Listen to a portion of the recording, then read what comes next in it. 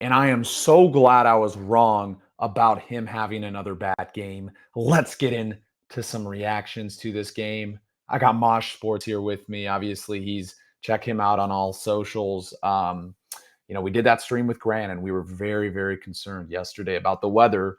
And it turned out, I'll give myself a little credit here. The game wasn't what we projected. It wasn't snowing, it wasn't raining. It was pretty good weather for Brock Purdy to try and test the Cleveland defense. And that's as impressive of a quarterback performance I've seen against that Browns secondary in a few weeks, at least 4 or 5, 6 weeks. Like, they are only giving up 170 yards per game passing. Purdy was a little bit under that metric, but 2 touchdowns, including the rushing. All the stuff he did before the half was excellent. I was really impressed with him, dude. Like, I think he played very well. I mean, the toe looked better. Now he gets some rest going into the break. I'm very, very, very, very impressed. And I think obviously they need to win the Tennessee game. They should. If they lose that game, you call the season. You can't lose to Tennessee and expect to make the playoffs. But assuming they win that game and they get to 10-4 out of the break, heading into week 15, their final 3 games are all 50-50 games. Colts don't look too good, but it's in Indianapolis, so I'll give them a little bit of credit there. Primetime game Monday night. Chicago at home, which is good. If it was at Soldier Field, I'd take Chicago. And Seattle at home. And those are 3 winnable games. They could see themselves at 13-4. They could see themselves at 10-7. They could be in the middle of that, 11-6 or 12-5. But I'm very impressed with how Robert Saleh has his defense playing. I know it's the Browns, but it's not like Shador. He didn't turn the ball over. He didn't play horrible. He holds the ball too long. What are your initial thoughts on Brock Purdy, Maj, and how impressed were you with his performance today? Because I was very impressed. He made all the right decisions today.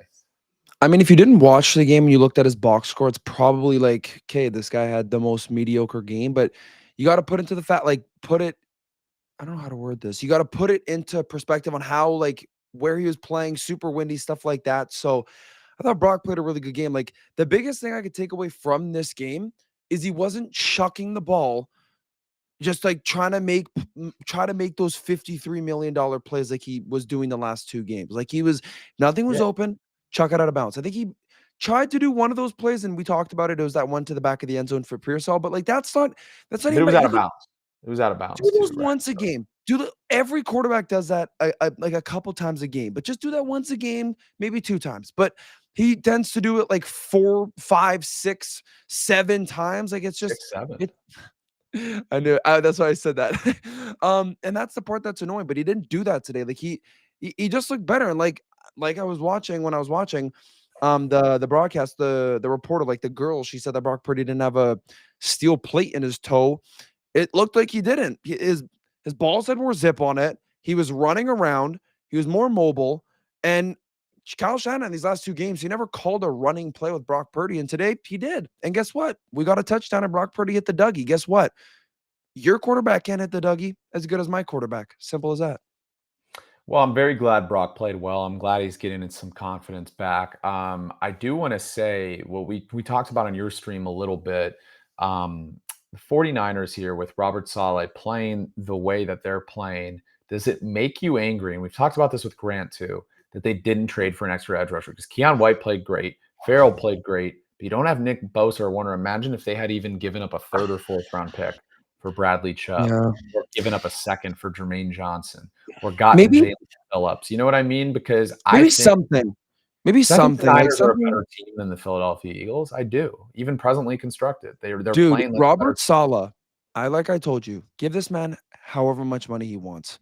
He's making Keion White look like a freaking steal for the 49ers. This guy, Keion White, I've been saying this ever since he got here. It's not like this was his first good game. He's been having back to back good games. Like, he's been playing well the whole time since he's been here. Then Cleveland Farrell gets let go by the Washington Commanders and comes here. I think he has 3 sacks already. Like, he has as much sacks as Samuel Kuwanu, and Samuel Kuwanu has been playing the whole season.